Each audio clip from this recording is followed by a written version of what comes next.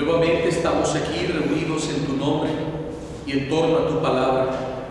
Gracias porque nos has dejado llegar al final de este semestre. Y te pedimos la oportunidad que nos concedas la bendición de seguir adelante en nuestro estudio bíblico. En el semestre de febrero, que iniciará con un nuevo fervor para buscar siempre tu gloria y tu voluntad santísima y perfecta. Y así tu palabra será nuestra inspiración, nuestra ayuda y fortaleza para seguir avanzando en el camino de la santidad, buscando siempre tu rostro y en unión contigo agradar en todo a nuestro Padre Celestial. Que tu Santo Espíritu nos impulse y nos haga amar más tu palabra y tenerla siempre presente en todos nuestros actos, pensamientos y palabras. Amén. En nombre del Padre, del Hijo y del Espíritu Santo. Amén. Gálatas capítulo 5. Para concluir la carta a los Gálatas del apóstol San Pablo, vayamos a la libertad cristiana. ¿En qué consiste la libertad cristiana? San Pablo dice esta reflexión: para ser libres nos ha liberado Cristo. Para ser libres. Pero ¿cómo puedo yo participar de la libertad si Dios me creó libre? Entonces, ¿qué no soy libre? Sí, pero tu libertad verdadera no está fuera de Dios. Dios es libertad. Dios es la verdadera libertad. Él es la esencia de la libertad. Dios es la pura libertad, la pureza. Y si tú, esta es tu vida, este somos nosotros. Si tú te sales de Dios, pierdes tu libertad. La verdadera libertad no está fuera de Él, sino dentro de Dios. Tú tienes que meterte en Dios para gozar de verdadera libertad. Aquí tú tienes una libertad. Una libertad limitada. Una libertad que muchas veces cae en el libertinaje, en el pecado, en las pasiones. Y cuando tú te separas de Dios, ya no eres libre, sino esclavo. Quedas atado, quedas esclavizado. Y la gente dice: ¿cómo? ¿Entonces Dios no me hizo libre? Sí. Para que hagas de tu libertad no un libertinaje, sino que consciente de tu libertad la fundas con la libertad de Dios. Y al fundirla con la libertad de Dios, seas plenamente feliz. Yo no puedo ser libre sin Dios, porque mi libertad está en Él. Fuera de Él es esclavitud, es libertinaje. Y San Pablo continúa: por eso manténganse firmes y no permitan de nuevo el yugo de la esclavitud. ¿Cuál es el yugo de la esclavitud? La separación de Dios. Entonces, si yo me separo de Él, ya soy esclavo de mí mismo y esclavo de mis pasiones, de mi concupiscencia, de mis debilidades. Dice enseguida, versículo 2: soy yo, Pablo, quien les advierto: si se circuncidan, Cristo no les servirá de nada. Recordemos el problema que había con los Gálatas. Ellos habían aceptado la fe en Cristo, pero estaban volviendo a las prácticas de la circuncisión. Entonces Pablo razona: ¿pero qué es lo que están haciendo? Si ustedes vuelven a las prácticas de la circuncisión, están demostrando que Cristo no les aprovecha en nada en su vida ordinaria. Cristo ya vino a ustedes, ya no necesitan de estas prácticas humanas, porque vuelven a ser esclavos de la ley. Ahora ustedes están bajo la libertad de la gracia. Y continúa: de nuevo lo afirmo tajantemente: todo aquel que se deja circuncidar queda obligado a cumplir enteramente Los que tratan de obtener la salvación mediante la ley se separan de Cristo y pierden la gracia. Fíjense qué tremendo está esto. Si ustedes vuelven a la ley, pierden su libertad. Y ellos querían volver a la ley esclavizante. Está bajo el yugo de esta ley humana, mas no divina, que Cristo y los apóstoles vinieron a quitar, porque en Dios está la verdadera gracia. Pero si ustedes vuelven a la ley, quedan esclavos de ella y pierden la gracia. ¿Qué necesitan? Romper con todo esto y volverse enteramente a Dios, para experimentar la libertad de los hijos de Dios y queden libres de todas estas prácticas judaicas. Y continúa: los que tratan de obtener la salvación mediante la ley se separan de Cristo, pierden la gracia. Por nuestra parte, esperamos ardientemente recibir la salvación por medio de la fe, mediante la acción del Espíritu Santo. Porque en cuanto seguidores de Cristo, lo mismo está o da estar circuncidados que no estarlo. Lo que vale es la fe que actúa por medio del amor. Entonces la fe nos ha hecho libres de todas esas prácticas para vivir verdaderamente de la gracia del Espíritu Santo. Venían corriendo bien, dice el apóstol San Pablo. ¿Quién se les cruzó en el camino para que se apartaran de la verdad? No fue desde luego inspiración del que los ha llamado. Un poco de levadura hace fermentar toda la masa.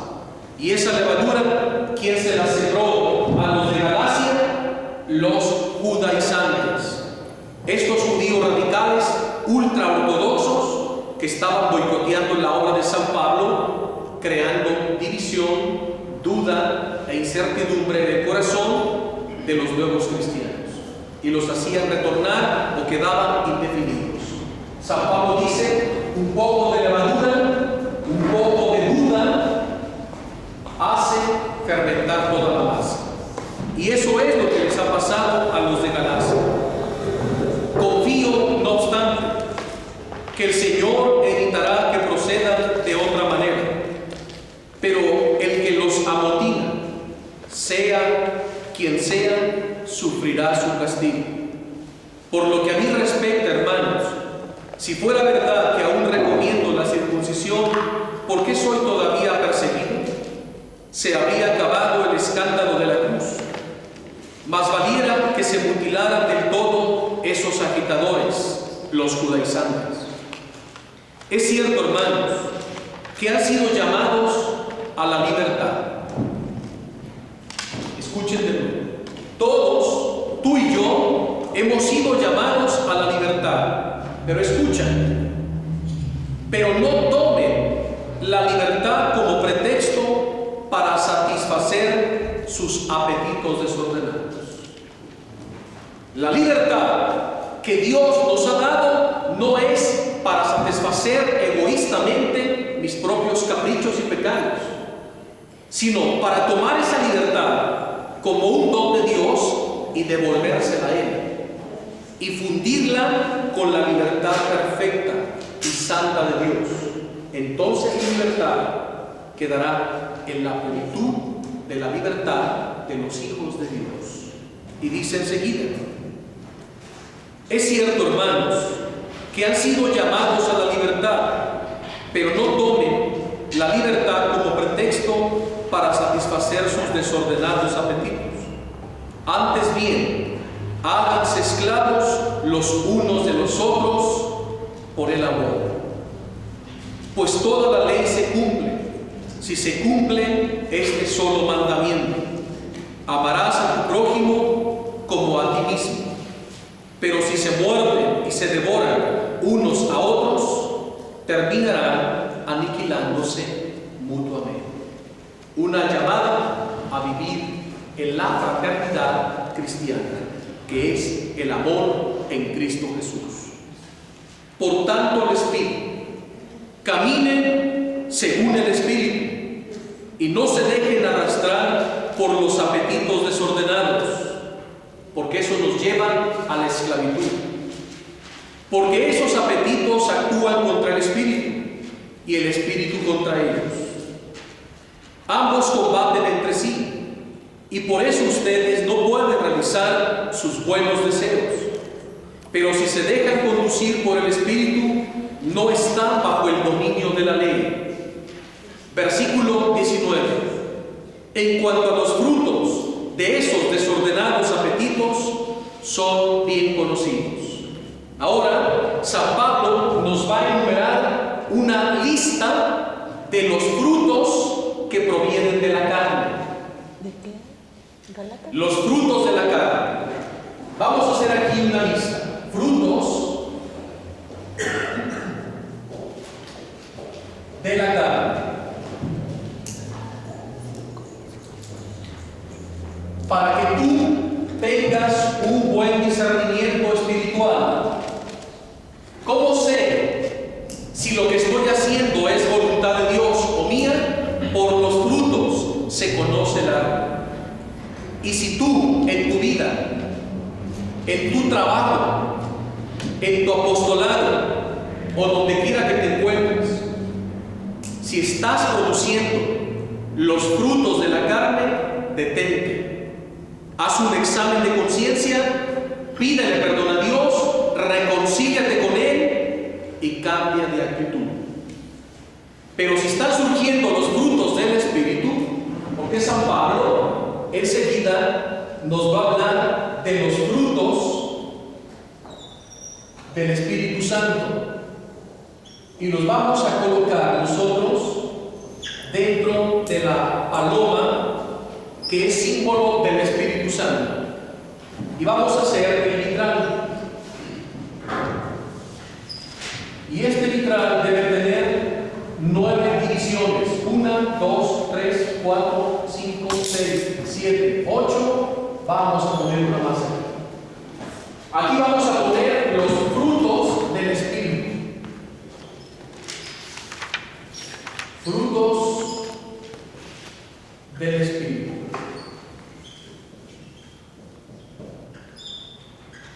Y acá vamos a hacer una lista de los frutos de la carne. Y así tú tendrás ya muy claro qué es lo que predomina en ti. Si los frutos de la carne o los frutos del Espíritu Santo. Si en ti predominan los frutos del Espíritu, no te detengas, sigue, santifícate y santifica. Pero si en ti brotan los frutos de la carne, detente inmediatamente.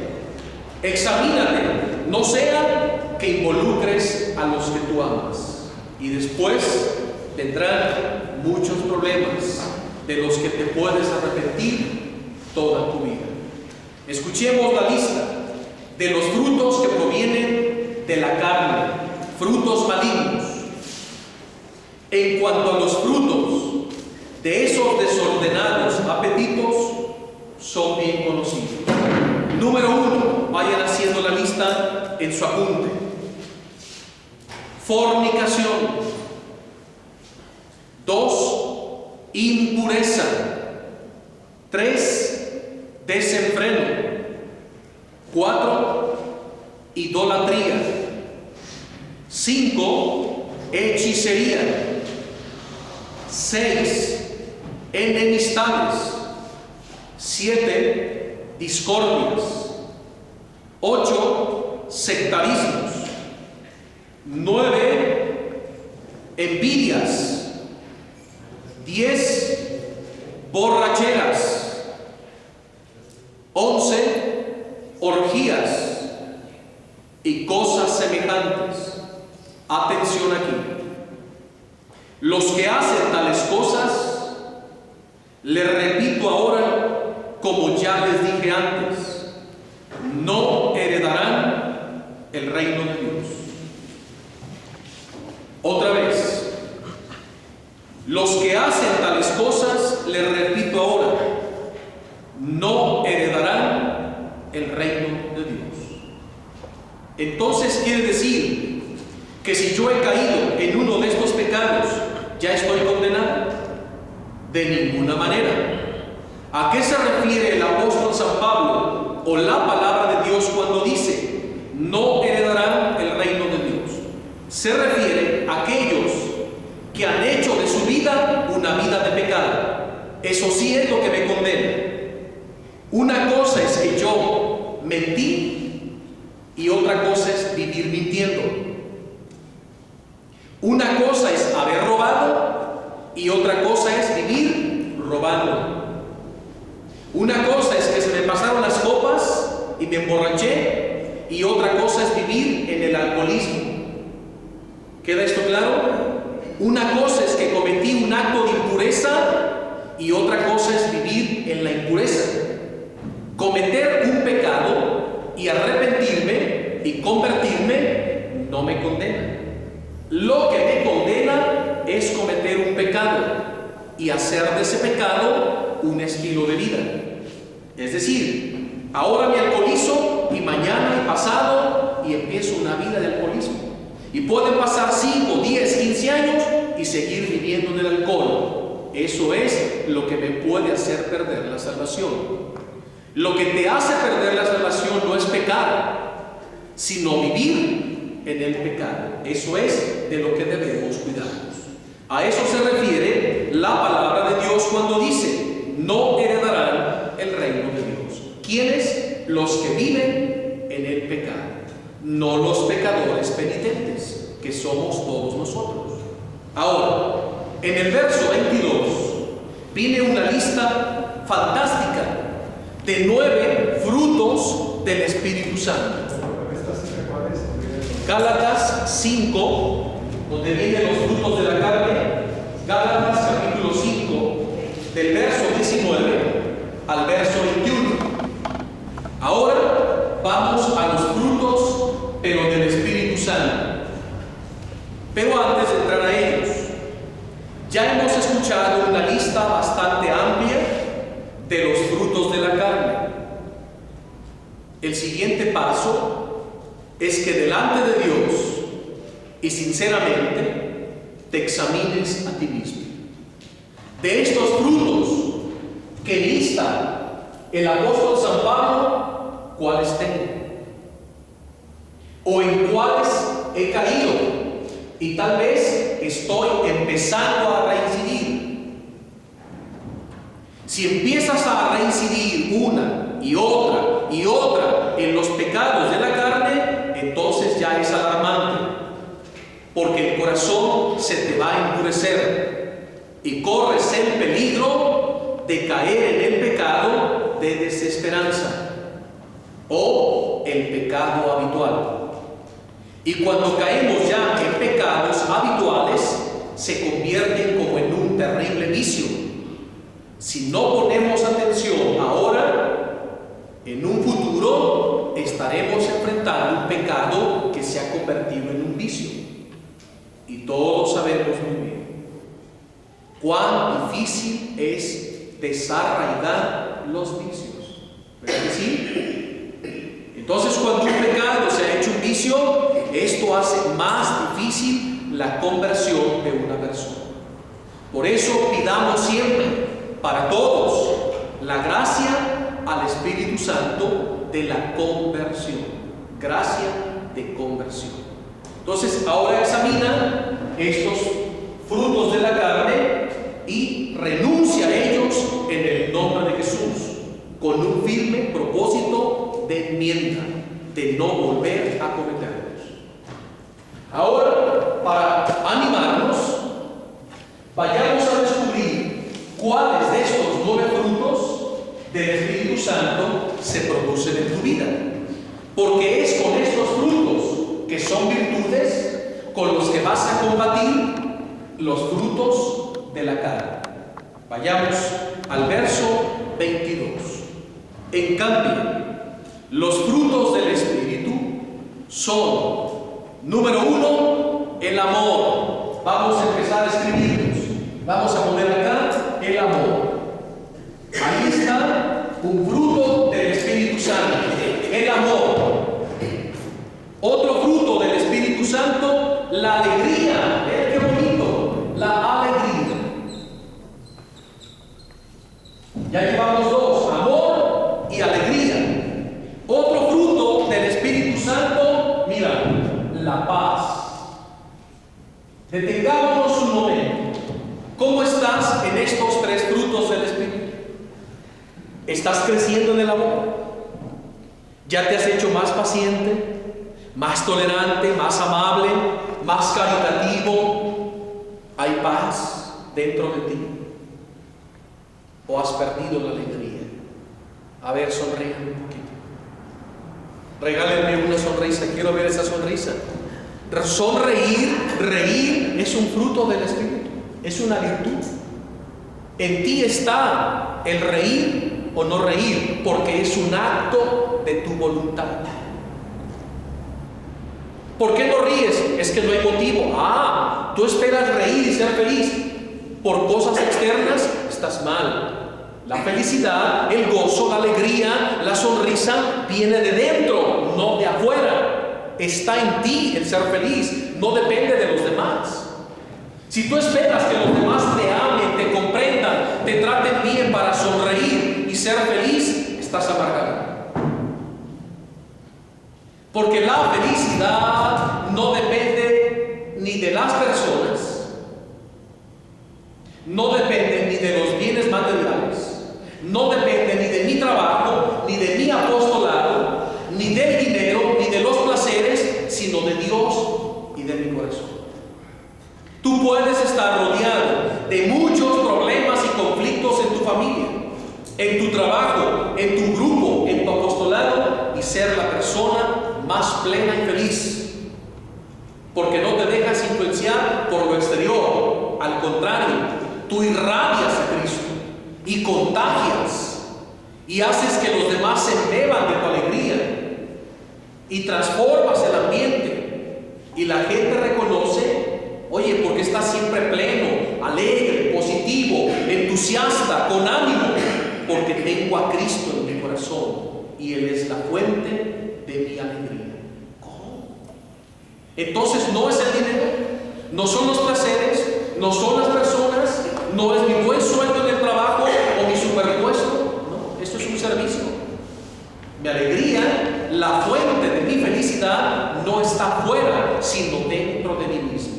Y depende de mí, porque es un acto de mi voluntad. Lo mismo el amor. El amor es un acto de mi voluntad.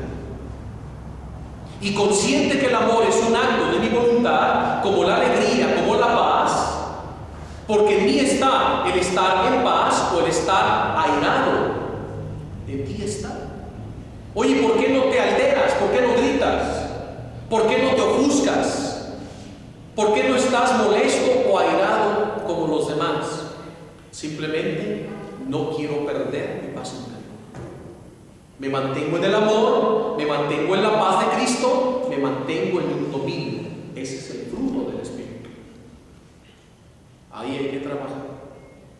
Ahí hay que trabajar. ¿Le seguimos o ya se me desanimaron? ¿Les está gustando? Ahora, esto es en lo que tenemos que trabajar, no en los frutos de la carne. Si tú trabajas cultivando, promoviendo los frutos del Espíritu, despreocúpate de los frutos de la carne. Porque al cultivar estas virtudes, automáticamente las otras se alejarán de tu vida por añadidura. Y a veces la gente actúa al revés, está más centrada en el problema y cómo cambiarlo, que en vez de dedicarse a crecer en virtud. Si tú te centras en los frutos de la carne y te deprimes combatiéndolos y exaltándolos, le estás dando gloria al diablo. Si tú te centras en las virtudes y cómo cultivarlas, le estás dando gloria a Dios. Te estás centrando en la solución y no en el problema. Esto es el problema.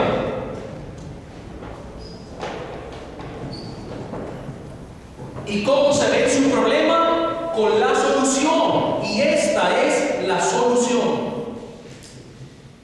Céntrate en la solución. Crece en las virtudes, en los frutos preciosos que nos otorga el Espíritu Santo. Por eso hay gente que lleva una vida arrastrando la toalla del alcohol y no pueden dejarlo, porque están más centrados en su alcoholismo que en los frutos del Espíritu y nunca van a cambiar. Otros vienen arrastrando el adulterio y no pueden dejar de ser adúlteros porque están centrados en su pasión carnal más que en la virtud de la pureza. Abusados, no se pierdan de los frutos de la carne. Céntrate en Dios, no en el problema. Muchos no pueden dejar de robar y vienen arrastrando una vida de robos. Y no pueden, porque no se centran en la virtud de la honestidad, de la honradez. Otros vienen arrastrando el problema de la pereza. Pereza, flojera y tedio, y están todo el tiempo aburridos y estresados y malhumorados y no pueden con su pereza y flojera, y están luchando contra su pereza y están luchando contra su flojera. No luches, mejor mira la diligencia, ponte a trabajar flojo, y cuando empieces a trabajar verás que lo otro ni te vas a acordar. Oye, mira, y yo pensé que era flojo y resulta que ahora soy un excelente trabajador. Estás centrado, estás enfocado en el trabajo. Antes estabas enfocado en la pereza. Antes estabas enfocado en la impureza. Hoy estás enfocado en la pureza. Antes estabas enfocado en la fornicación. Hoy no, estás enfocado en la virtud de la santidad de Cristo. Entonces céntrate en lo que te hace crecer, no en lo que te hace crecer. ¿Sí? No se pierdan allá. Y sigue, otro fruto. El amor, la alegría, la paz. Ahí viene este. La paciencia. La paciencia. Vamos a poner aquí paciencia. La ciencia de la paz. La paciencia que todo lo alcanza. Hay que ir, mira, al gimnasio de la paciencia. Hay que ejercitarnos en la paciencia. Yo recuerdo a mi hermano el mayor, que es ingeniero, y cuando yo tenía como 10 años, era un niño, a mi hermano Paco, muchos conocen a Paco, nos agarraba y nos llevaba a las obras. Imagínense, a las obras de ingeniería, a construcciones. Entonces recuerdo que estaba en Obra Negra una casa grande que estaba construyendo. Entonces nos llevaba a comprar material, nos bajaba todo, ¿sí? Nos decían: ven, todas esas ventanas se acaban de poner los albañiles llenas de mezcla en todas las hendiduras, la calcenería, las puertas, dice, las van a dejar impecables, alijarlas, quitarles todo y luego les van a poner fondo y luego las van a pintar. Paco y yo así, nos volteábamos a ver, casi queríamos llorar. Cuando veíamos aquello decíamos: ¿cuándo vamos a acabar? Él, y se daba la vuelta sobre su carro, sí, y nos decía: vengo por ustedes por ahí entre eso de 7 y 8 de la noche. Tengan para un lonche, van a la tienda y se compran un refresco, un lonche, y aquí vengo por ustedes. Mira, eran unas jornadas de 10 horas al día. Entonces ya Paco se agarraba una ventana, yo otra, o el cancel, e ir raspando, lijando, viendo el reloj, y llevabas como 1 metro cuadrado y llevabas un par de horas y sentías que no avanzabas. Y luego veías todo lo que nos hacía falta, mira, queríamos llorar.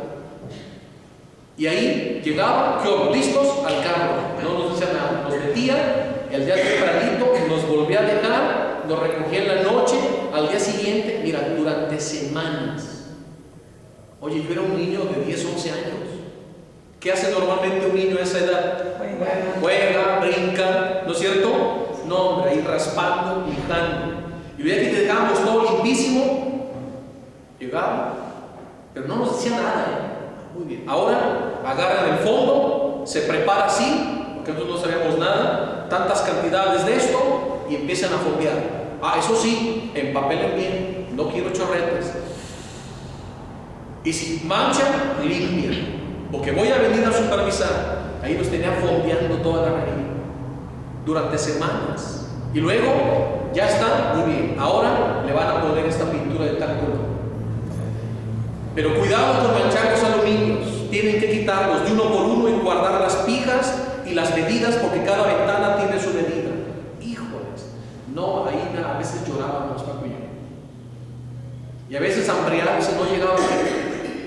Pero de momento nos molestábamos, Paco y yo. Y nuestro hermano es malo, no nos quiere, es un inconsciente, mira cómo nos tiene aquí trabajando como peones negros. Pero cuando llegaba la raya, todo se nos olvidaba. ¿Sí? Cuando llegaba la raya nos decía, vayan con el maestro tal, porque les va a pagar el sábado a la 1. No, esperábamos los sábados a la 1. Los sábados a la 1 era la gloria. Y cuando veíamos las rayonotas que nos daban, imagínate para un niño de 11 y 12 años, que te den una raya de peón del albañil, era un literal para nosotros. Un niño se contenta para un refresco y unas papitas, ¿no? No, hombre, pues con esas rayas agarrábamos el sobre y se lo dábamos íntegro. Ay, no, aquí estaba. Usted haga lo que quiera, de aquí denos para tenis, para zapatos, para ropa, para la escuela, para la comida, para pagar el teléfono, la luz. Juntábamos las 2 rayas íntegro. Ya le dio mamá y nos dosificaba. Y así cada semana le entregábamos el sobre intacto. Pero después comprendimos que todo eso que hacía nuestro hermano y que nos acarrillaba y que nos tenía ir limpiando, porque después de las casas nos llevó a las fábricas. Imagínense las fábricas. Ahí sí era un trabajo de verdad. Nosotros creíamos que las casas era lo máximo, ¿no? Cuando empezaron a construir las fábricas de bicicletas en el Salto, eran unas bodegas así casi de 300, 400 metros de largas. Y nos decían, ven todas esas barandillas que daban la vuelta, a limpiarlas, fondearlas y pintarlas. No, durante días enteros. Pero nos hizo crecer en paciencia. Nosotros valoramos mucho. Ya después de que nos puso esas tranquisas en el trabajo, cualquier cosa que nos ponían, que era para nosotros, pan comido. Mira, terminábamos con las manos no ampolladas, ensangrentadas. Nos teníamos que poner curitas, vendas, de tanto que lijábamos, trabajábamos, y luego nos agarramos y nos metía a la fontanería y a aprender. Y al aprender, ¿qué haces? Echas a perder, ¿verdad? Y ahí con una paciencia, no, se hace así, no, se pone así. Entonces nos enseñó fontanería, nos enseñó electricidad, nos enseñó pintura, nos enseñó jardinería. Bueno, nos traía impermeabilizando. Y luego los albañiles decían, no, ustedes no son los hermanos del ingeniero. Sí, sí somos, así todos llenos de mezcla, sí, sí somos. No, ustedes son achichincles. Dice, si fueran sus hermanos, estarían en las oficinas. Y a veces los albañiles metían la duda, oye, ¿por qué aquellos que no son sus hermanos están en las oficinas así bien prendiditos y nosotros acá? Y mi hermano después nos decía, es que había que enseñarlos a trabajar, a tener paciencia. Dice, a ver, después de todas estas palizas que les puse, cualquier trabajo que les pongan, ¿ya qué va a hacer? Pues ya. Y así fueron varios años en que los agarraban. Para nosotros esas eran nuestras vacaciones. Ya decíamos vacaciones, ya no nos alegrábamos al principio a trabajar, todos agarraban y eran unas carrillas fuertes, pero eso, después de muchos años, Paco y un servidor lo valoramos y lo hemos valorado. Y le agradecimos a nuestro hermano, gracias. De hecho, a veces mi mamá se compadecía y le decía, espérate, bájale la mano, están chicos. No, que aprendan, que se hagan hombres. Dice, porque cuando lleguen a la adolescencia y su juventud, estos ya están caladitos. Fue cierto. Eso lo agradecemos a Dios con nuestro hermano que nos hizo crecer en paciencia. Y yo aprendí que ahí está un secreto. Así que aplíquenlo a sus hijos, pónganlos a trabajar. Por ahí hay una película que se llama El último regalo. No sé si ya la vieron. Sí. De un abuelo que le deja la herencia a su nieto, pero para podérsela ganar, él tiene que hacer muchos trabajos. Y el primero es el de la paciencia. Y lo mandan a una granja, al rancho, allá lejos, lejos, despoblado, sin medios, ni tele, ni computadora, ni nada, con un hombre de pueblo y de rancho, de esos duros, un tejano, que lo levantaba a las 5 de la mañana todos los días. Y si no se levantaba, no desayunaba. Y a fuerza se lo llevaban a trabajar, y era poner durante kilómetros y kilómetros cercas, hacer el hoyo, meter los polines, trincarlos con las púas. ¿Alguna vez han hecho ese trabajo? Pues nuestro hermano también nos puso eso. Recuerdo que nos llegó un pueblo y nos dice: ven todas esas hectáreas, pues hay que poner la cerca. Aquí está el pico, aquí está la pala, aquí están las púas, aquí están los pilotes. Tienen que clavarlos a 40 centímetros entre tierra dura y piedras. Imagínate, cientos de pilotes alrededor, y luego trincar tenso en las púas. Te desgarran las manos, aún con guantes. Y me acuerdo cuando yo vi esa película, me daba risa cuando veía cómo el muchacho renegaba, y cuando pone así las primeras, todas chuecas, y cuando le jala, todas se cayeron. Dice: no, tienen que ir a tal profundidad porque van tensadas con las púas. Y después el muchacho aprendió, entonces pasó la primera prueba. Y así lo empiezan a llevar, hasta que al final recibe la herencia. Dice el abuelo: ahora sí, eres un hombre. Estás preparado porque has crecido en virtudes. Ahora sí, eres digno de recibir esta herencia. Si yo te la doy antes, va a ser para tu perdición. Te la vas a gastar en vicios, con prostitutas, en vino, en drogas, y quién sabe en qué vayas a parar. Pero ahora que has valorado lo que es el trabajo, lo que es el esfuerzo, la disciplina, el orden, la entereza, la diligencia en tu vida, estás listo para recibir esta herencia. Y efectivamente, Él hace prosperar. Hizo grandes donativos, levantó muchas obras de caridad con todo lo que el abuelo le dejó. Se la recomiendo. Hace como unos 35 años una persona heredó 20 millones de pesos. En un mes se los sacó. Por eso hay que crecer en virtudes, frutos del Espíritu Santo. Otro, la amabilidad, la amabilidad. La amabilidad. Fíjate nada más: amor, alegría, paz, paciencia, amabilidad. Otro, porque ya nos dieron el toque, la bondad, ser bondadosos. ¿Cómo es una persona bondadosa? Desprendida, generosa, que comparte lo mucho o lo poco que Dios le ha dado. Si tú esperas a ser generoso y compartir, cuando Dios te dé dinero, te haga próspero, nunca lo vas a hacer. Tienes que aprender a ser generoso en lo poco, porque el que es fiel en lo poco, se le confiará en lo mucho. Si Dios ve que ni en lo poco eres desprendido, ¿tú crees que te va a dar prosperidad? No, porque va a ser para tu perdición. Pero si en eso poco eres generoso, bondadoso, compartes, Él te va a ir dando más. Y conforme te vaya dando más, tú podrás socorrer a más personas.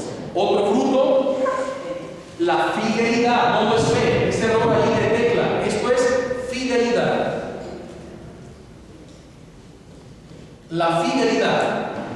La fidelidad, otro fruto del Espíritu. Otro, la humildad. Vamos a poner acá humildad. La humildad. Y último, dominio de sí mismo. Dominio de sí. La templanza, Isabel. Es la templanza, dominio de sí.